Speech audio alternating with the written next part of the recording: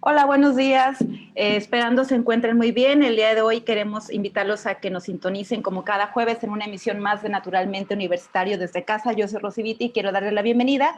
El día de hoy vamos a platicar sobre el tema las terapias narrativas en el tratamiento de las adicciones, así que los invitamos a que interactúen con nosotros durante la transmisión de este programa. Muy buenos días, yo soy Marijo Muñoz, nos encanta tenerlos el día de hoy con nosotros, que nos acompañen y bueno, por supuesto, que sean parte de este programa. Los invitamos, bueno, el Facebook Live, Centro Centinelas Sendiu, Twitter, @Sendiu y en Instagram, @Sendiu_V. Recuerda que para nosotros es muy importante saber tu opinión, saber tus comentarios y bueno, si tienes alguna sugerencia, algún programa que te gustaría escuchar, que tuviéramos aquí en el programa, bueno, también se aceptan todas las sugerencias que ustedes deseen. Así es, y bueno, como cada semana tenemos la frase que hace alusión al tema que vamos a abordar. Y el día de hoy la frase dice: las drogas te alejan de lo grande que puedes llegar a ser y del gran camino que te queda por recorrer. Comienzo por mí. Y bueno, según la Organización de las Naciones Unidas, las efemérides de esta semana se conmemora el 5 de septiembre, Día Internacional de la Beneficencia.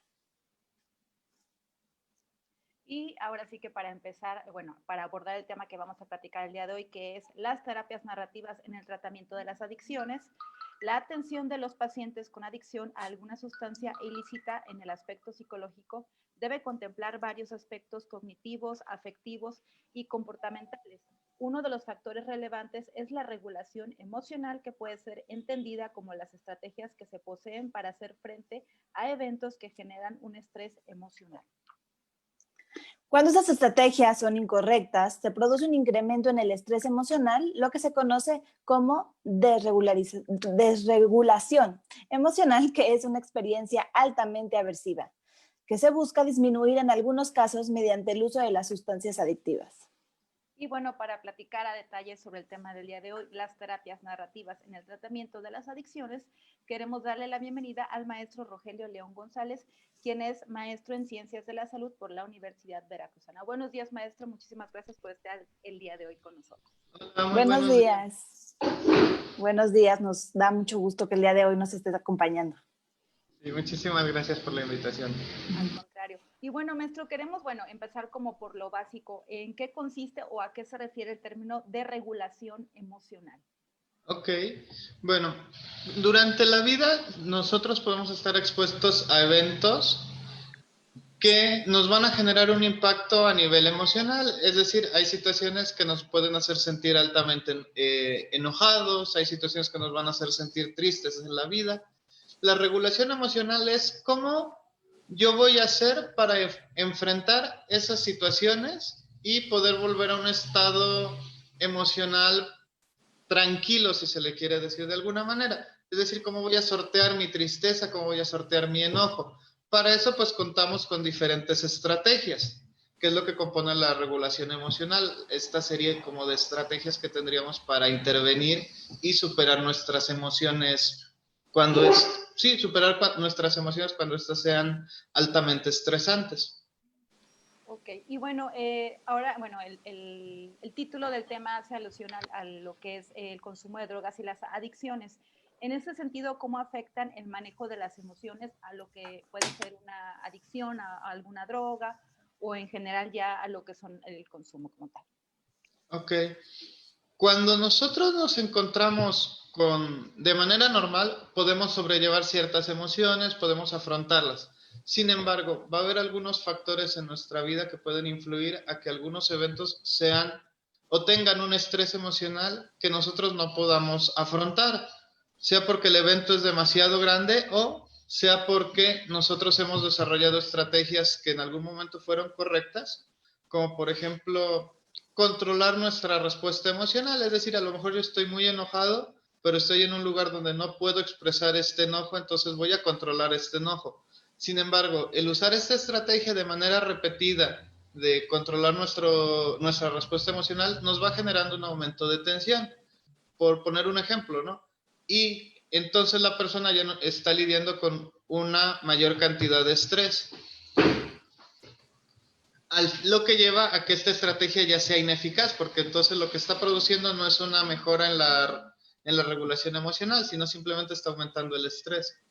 Entonces, en situaciones donde las estrategias son inefectivas, como este ejemplo, la persona va a buscar otras maneras de aliviar el estrés emocional que le produce no solo el evento, sino también sus estrategias inefectivas.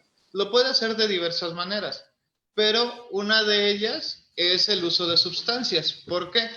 Porque las sustancias psicoactivas o drogas pueden pueden producir, cambios a nivel neurobiológico que de manera inmediata nos dan un mayor control sobre las emociones. Pueden hacer que dejemos de percibir las emociones negativas o que aumente nuestra percepción de ciertas emociones positivas en el plazo inmediato. Y eso le da a la persona una sensación de control sobre el uso sobre sus emociones a partir del uso de la sustancia, lo que le genera la idea de que es a través de la sustancia que la persona puede manejar sus emociones. Y esto influye en que mantenga el consumo porque lo ve como una vía para controlar sus emociones. Aquí es un poquito, hace algunas semanas platicábamos sobre este tema de a veces cómo nos empezamos a guardar muchas cosas, lo que comentabas, ¿no? A lo mejor en este sentido de no querer tener problemas o incluso no querer enfrentar nuestras emociones. Y aquí lo estás relacionando muy bien con el sentido del consumo de alguna sustancia, porque sí se ha visto que en algunos inicios de esta es, bueno, por la presión, ¿no? Porque mis amigos lo hacen y creo que puede ser cool, dirían los chavos, y otro tanto también por este sentido de no querer o no saber expresar nuestras emociones, ¿no? Sí, al final el consumo pues puede ser multifactorial, o sea, no hay un solo factor de riesgo que nos lleve a desarrollar el consumo, en efecto. La presión de pares también puede ser como nosotros lo vamos aprendiendo en casa, que también haya un ambiente familiar que facilite el consumo de estas sustancias o que vivamos en una cultura que valide el uso de ciertas sustancias para manejar las emociones. Por ejemplo, el caso de el uso del alcohol o el uso de alguna otra sustancia para poder lidiar con una ruptura amorosa o para poder sobrellevar algún otro tipo de pérdida, es algo que está validado y entonces eso facilita que yo lo consuma. Claro. Es el momento como de debilidad. ¿Nos puedes hablar sobre el abuso de drogas y la adicción? ¿Cómo puede afectar en este manejo emocional? Sí, ya una vez que, retomo un poco esto, ya una vez que tenemos que se genera el consumo, tanto por factores asociados a la regulación, a una desregulación emocional, como a otros factores que pueden influir en generar el consumo, lo que va a pasar es que, como lo dije al inicio, como lo dije hace poco, el consumo va a alterar el proceso neurobiológico y nos va a producir que percibamos en menor medida algunas emociones o en mayor medida otras. Sin embargo, al consumirlo de manera crónica, esto va a empezar a alterar el microambiente del cerebro, el cual como respuesta va a buscar restablecer pues, un funcionamiento homeostático, que es decir, va a buscar volver a un funcionamiento normal o lo que él podría considerar o lo que se podría establecer como normal o funcional para él. Esto lo va a hacer ante la sustancia al ir reduciendo el número de... Ay, se nos fue Rosy. Sí, ya sabes, fallas técnicas por ahí, pero perdón. Ya va de regreso. Así son los programas en vivo, ni modo. Iba diciendo, se va a ajustar el cerebro a este exceso de nuevas sustancias que van produciendo este cambio, al ir reduciendo los receptores del cerebro que se encargan de varias funciones, entre ellas de la función emocional, por ejemplo. ¿Cómo podría ser esto? Nosotros, una sustancia, de manera muy básica, lo que va a hacer cuando entra la droga al cerebro, aparte de liberar algunas otras sustancias bioquímicas, va a liberar dopamina. La dopamina, como se conoce, está asociada a situaciones de placer, a situaciones de bienestar. Eso refuerza a la persona.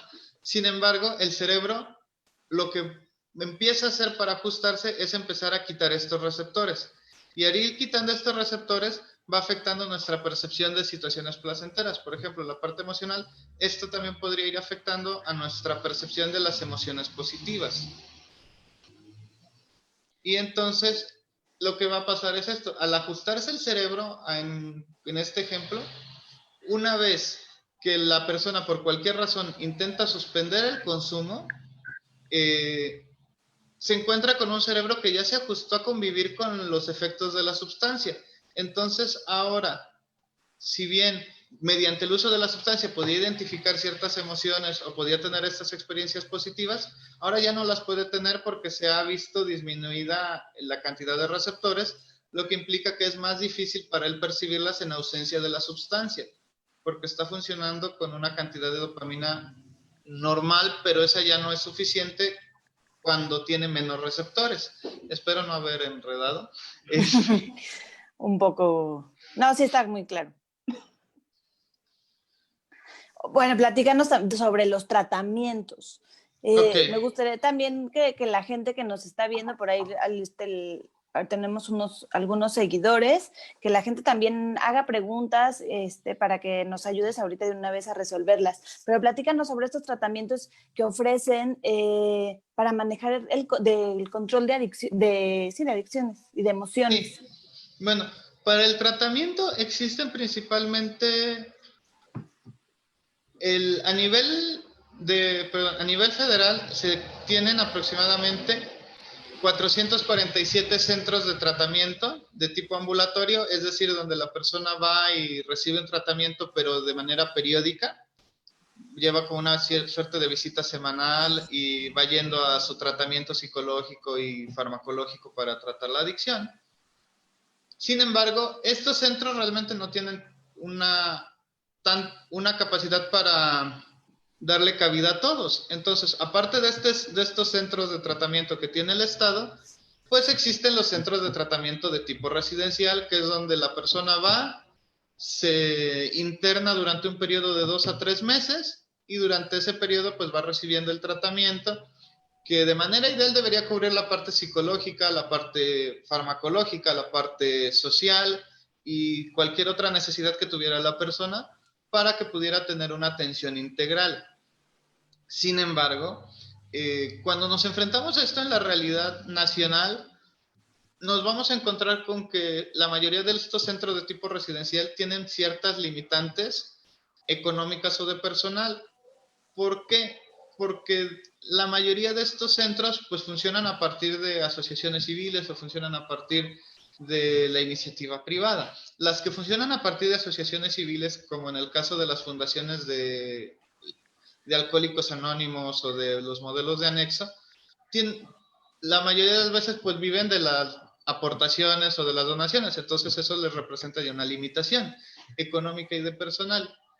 Y esto se trata de sobrellevar mediante su modelo de tratamiento. En el modelo de anexo, las personas que han sido pacientes y que tienen una experiencia de primera mano del tratamiento, pues recrean esa experiencia, le llevan esa experiencia a los nuevos pacientes, ya que ellos son los encargados de dar este tratamiento.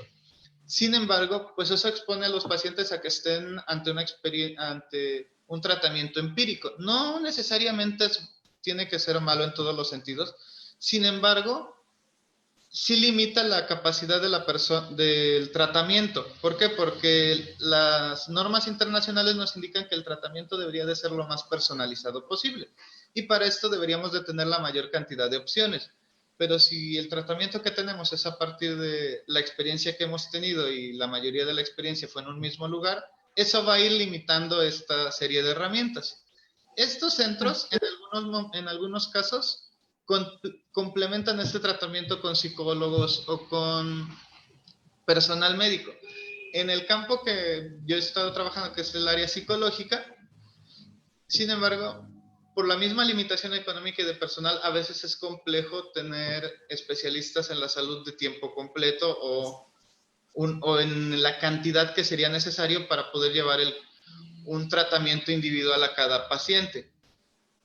Lo que representa que algunas áreas como la regulación emocional, pues a veces no se pueden tratar de la manera adecuada, pero principalmente por las limitaciones que va a tener el lugar, no tanto porque el especialista en la salud no pueda o no quiera hacerlo, sino porque se enfrenta a una situación que lo está rebasando. Sí, todavía desgraciadamente no hay como tampoco muchos lugares ni mucha gente todavía se rehúsa a una rehabilitación, pero sabemos que hay, hablan de la escritura terapéutica y un cuento feliz, un cuento terapéutico con final feliz. ¿A qué se refieren? ¿De qué se trata esto?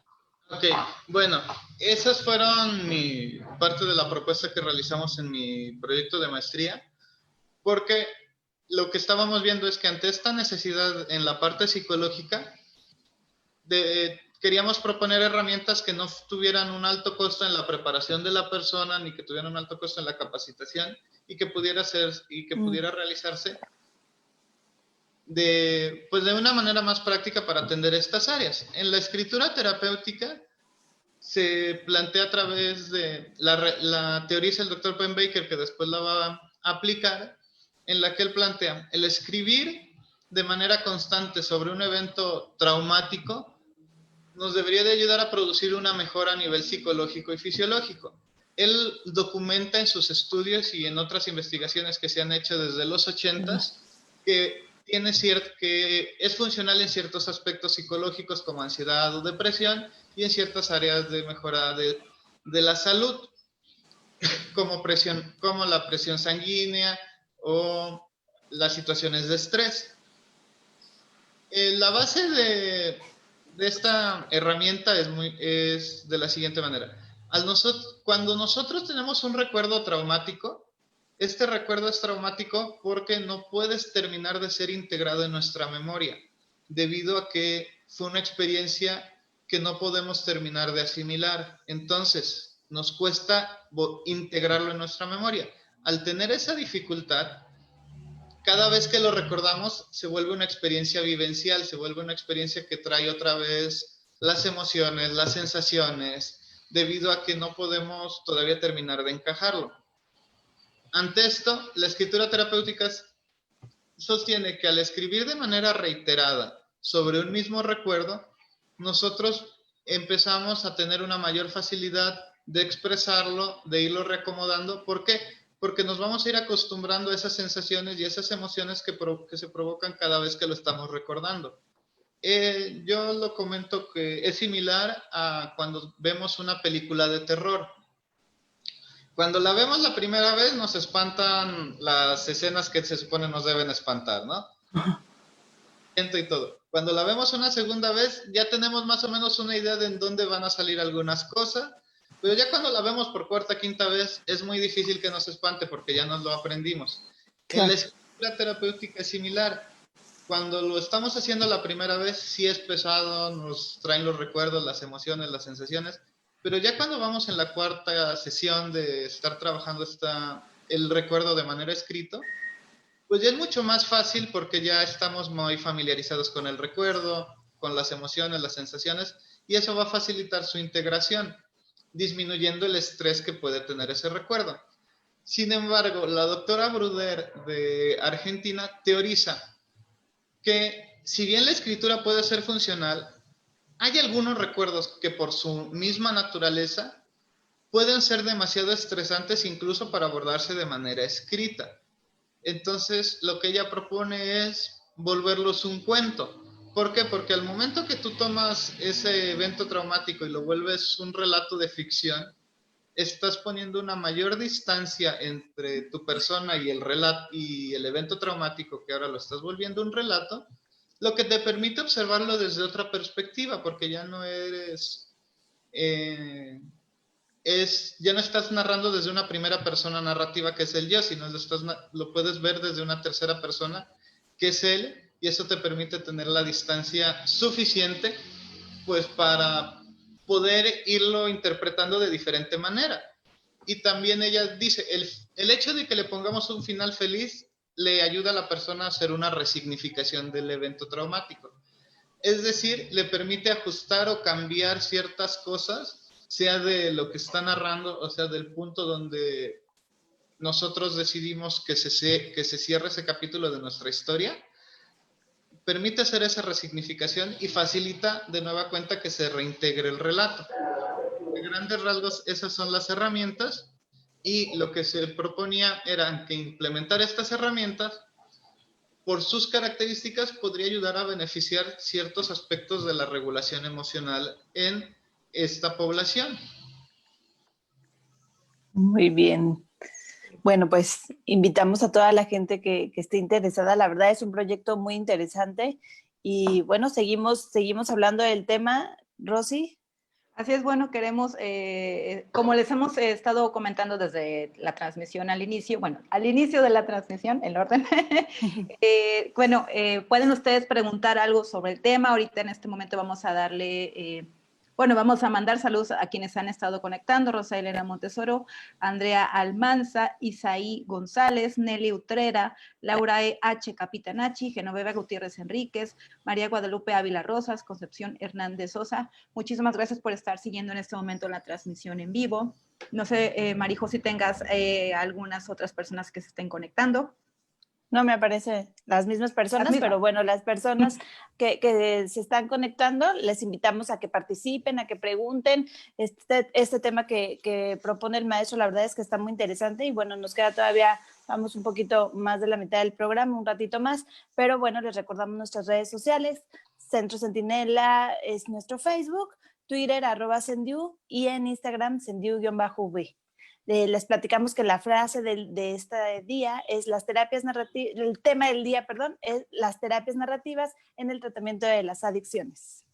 Así es, y bueno, reiterarles la frase que hace alusión al tema: las drogas te alejan de lo grande que puedes llegar a ser y del gran camino que te queda por recorrer. Comienzo por mí. Y bueno, les recordamos que nos acompaña el maestro Rogelio León González, quien nos está platicando las terapias narrativas en el tratamiento de las adicciones, como les acabamos de comentar. Y bueno, queremos que nos siga platicando, maestro, por qué siguió, por qué decidió escribir sobre ayudar a los temas de las adicciones en cuestión psicológica. Porque la verdad es uno de los padecimientos psiquiátricos más complejos. De hecho, por lo mismo de que requiere diferentes factores de riesgo para que suceda, es baja la posibilidad de que suceda. De hecho, en algunas sustancias solo una de cada 6, una de cada 10 personas, por decir algo, va a desarrollar esta dependencia. Sin embargo, en aquellas personas que la desarrollan, es muy difícil de atender, es uno de los padecimientos más complicados y que a veces representan una mayor inversión de personal y de gasto. Por lo tanto, pues sí, yo consideré que era como muy importante darle atención a este padecimiento por su complejidad en un inicio, y ya después, cuando vas observando las situaciones que hay alrededor de este padecimiento en lo que respecta al tratamiento que enfrentamos, pues limitaciones a veces económicas o de personal, o que no están las instalaciones como con la mejor capacidad, no porque las instituciones que proveen el tratamiento no lo quieran, sino por las limitaciones que tienen alrededor o que experimentan, o también que la situación que se tiene alrededor de lo que es la persona que lleva este tratamiento, que ya puede ser estigmatizada como una persona con adicción, y que eso le genera un impacto y lo hace muy difícil para él aceptar llevar a tratamiento. De hecho, bueno, igual me salgo un poquito del tema, pero ya que estamos hablando aprovechando, de eso, claro. Por ejemplo, una de las cosas que más afectó o que tuvo un impacto negativo en la parte de cómo vemos a la persona con adicción fue la campaña de Vive Sin Drogas de TV Azteca en los 90s, de la Florecita.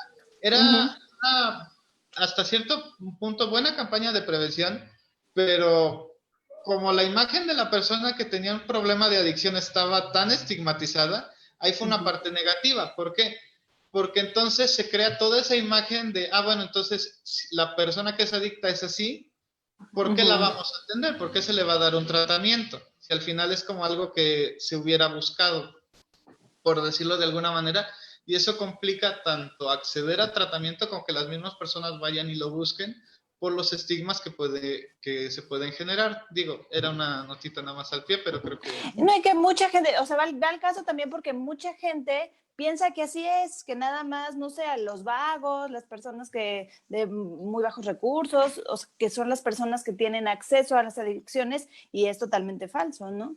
O con cierto perfil tanto físico, como mencionan, o aspectos emocionales, ¿no? Y la verdad Claro. es que todas las personas podemos tener algún problema o podemos caer en ese tipo de situaciones, y que también si no tenemos como estas redes de apoyo o este tipo de apoyo emocional, es vital para que realmente no suceda. Pero la verdad es que sí, es cierto, al final se ha hecho un perfil de una persona que tiene algún padecimiento o alguna situación con el problema del consumo de drogas, ¿no? Sí, sí, completamente de acuerdo. Al final, y digo, eso es algo que pasa inherentemente en la mayoría de las culturas. Se ha generado como este estigma de la persona con adicciones de esta manera. Y, y al ser un problema que nosotros nos buscamos o que así lo entiende la sociedad, que la persona con adicción se lo buscó porque nadie lo obligó a tomar. Y digo, también pues no se suele tomar en cuenta como la mayoría de los factores alrededor del por qué decidimos usar alguna sustancia. Pero bueno, cuando la persona decide tomarlo, se siente como que fue algo que se buscó, y la sociedad por lo general va a ser menos tolerante a buscar apoyar a alguien que de alguna manera se buscó esa situación pues negativa en su vida, ¿no? Porque lo percibe como pues, pudiste haber elegido el otro camino y no lo hiciste, entonces pues tú te lo buscaste, tú paga tus consecuencias, ¿no? O sea, es como ese discurso, y eso la verdad hace muy difícil que la persona tanto acceda al tratamiento como que se visualice la necesidad de darle atención a estas personas. Pero al final yo creo que es importante, y también por eso es muy relevante el seguir poniendo y abriendo espacios para hablar sobre los tratamientos de las adicciones como este que han prestado muy amablemente. Porque Nos no es quedan 9 solamente... minutitos de la transmisión para empezar como un poco a cerrar. A cerrar, Para ok. en el Perdón, limbo. No, es que, gracias. sí, no, eso siempre ha sido un problema mío. Yo agarro el micrófono y a veces me No, emociono. es que sí puede pasar, digo, más bien en general como para ir un poco cerrando el tema, ¿no? Ok, vale, solo para cerrar un poco esta idea, de rápido, el problema de la adicción al final también va a ser un problema de salud en general, porque la persona con adicción puede desarrollar otros problemas psiquiátricos u otros problemas de salud fisiológica, que entonces se vuelve ya en una situación más compleja para el sistema de salud y que requiere una mayor inversión, cuando se pudo haber hecho un control adecuado en el tratamiento inicial solo de la adicción. Entonces, por eso yo creo que es importante seguir haciendo hincapié en la importancia del tratamiento y en que los tratamientos sean adecuados. Aunque para eso, pues, obviamente se necesita una mayor integración y una mayor preocupación de la sociedad para demandar los tratamientos adecuados para este padecimiento. Muy bien, bueno, pues ya como dice Rosy, muchísimas gracias. Nos gustaría que algo que nos quisieras comentar para ya cerrar, algún consejo, alguna recomendación que le pudieras dar a todo nuestro auditorio. Híjole, a ver, es que... Bien, bueno, en lo que respecta a las herramientas que estuvimos hablando un poco, sobre la escritura y el cuento, esas herramientas son herramientas pues la verdad, de fácil acceso o de fácil implementación, y que no sirven solamente para el tratamiento. Bueno, estamos trabajando en ver cuál es su alcance en el tratamiento de las adicciones, y es algo que esperamos seguir profundizando en la parte del doctorado, pero también se han documentado que tienen efectos en el tratamiento de la ansiedad o en el tratamiento de la depresión. Entonces, si hay gente interesada en trabajar sobre estas herramientas, yo con todo gusto puedo apoyarlos en proporcionarles bibliografía o proporcionarles información de otros trabajos sobre estas herramientas. Y bueno, en lo que respecta a la adicción, yo creo que pues lo único que se puede decir es que si estamos experimentando por este problema, o si creemos que estamos viviendo una situación con estas características, que ya el consumo de alguna sustancia se está volviendo problemática en nuestra vida, pues que busquemos ayuda. No se suele salir de estas situaciones solo, o difícilmente se va a salir de esto solo. Y no se tendría por qué salir solo. Se cuentan con redes de apoyo, se cuentan con personas que nos pueden brindar apoyo, se cuentan con personas a las que les importamos y que nos pueden ayudar para buscar los tratamientos que nos lleven a salir adelante de esta situación. No hay nada de qué sentirse avergonzado ni nada malo con haber o estar atravesando este padecimiento. Y lo importante yo creo que es también buscar la manera de salir adelante, ¿no? No nada más quedarse por miedo a buscar ayuda. Sí. Así es. Bueno, queremos brevemente nada más mencionar, Emma Ramos manda saludos, también está viendo esta transmisión en vivo Miriam León, también menciona interesante el tema del maestro, y también María Guadalupe Ávila Rosas, excelente tema, saludos, y Laura H. Capitanachi, me parecen prácticas las herramientas que mencionan para los alumnos. Pues queremos agradecer al maestro su espacio el día de hoy, y bueno, queremos agradecerle a todas las personas que se conectaron en la transmisión para darle continuidad, bueno, a todos los programas que hacemos semanalmente. Reiterarles las redes sociales, Marijo. Facebook, Centro Centinela Sendiu, en Twitter, @Sendiu, y en Instagram, @Sendiu_V. Les comentamos la frase del día: las drogas te alejan de lo grande que puedes llegar a ser y del gran camino que te queda por recorrer. Comienzo por mí. Así es, bueno, pues queremos agradecerle que hayan estado el día de hoy con nosotros. También, bueno, con Concepción Hernández Sosa, muchas gracias al maestro Rogelio León por su participación y en el compartir con nosotros y dimensionar la parte humana del tratamiento. Bueno, pues agradecerles a todos los que se conectan, ya estamos con el tiempo encima. Así que, bueno, muchísimas gracias por estar semanalmente con nosotros. Yo soy Rosy Vite. Yo soy Marijo Muñoz y esto fue Naturalmente Universitaria desde casa. Gracias. Gracias.